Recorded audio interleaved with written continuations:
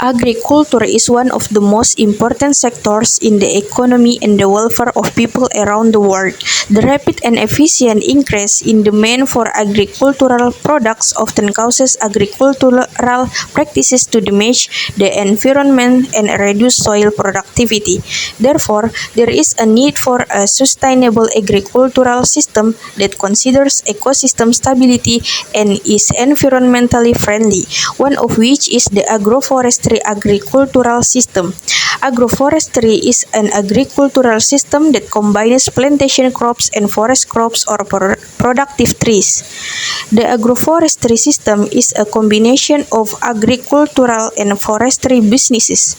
In Indonesia, this system is often referred to as Wana Tani, which is a combination of the words Wana and Tani, which means farming forest.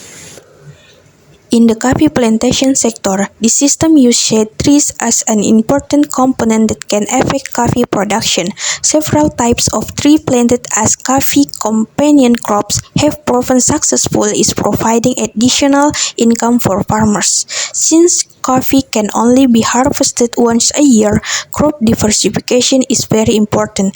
Coffee plants need shade plants because they will support the sustainability of coffee farming, namely maintaining production in the long term and reducing overproduction and dead branches because the fruit ripening process is slowed down so as to reduce overproduction and damage to roots, leaves, and branches.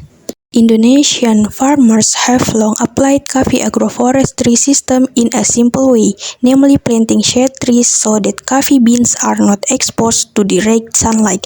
Along with the development of knowledge, farmers use a more complex coffee agroforestry system by planting plants that can function as seed trees while generating additional income.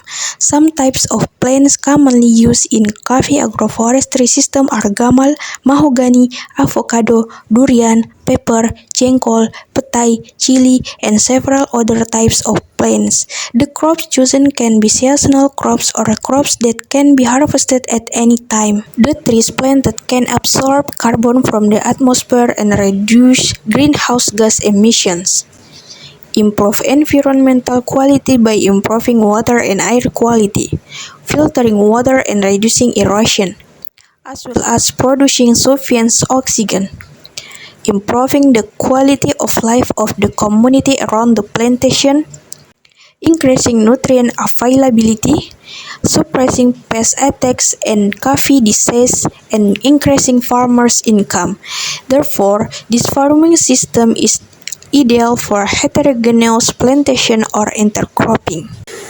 In addition to its advantage, agroforestry also has disadvantage, including reducing the yield of staple crops because trees compete for nutrients, sunlight, and water, requiring additional cost to purchase several types of companion plant seeds and causing tree incompatibility with agricultural activities, which leads to increased labor costs during processing.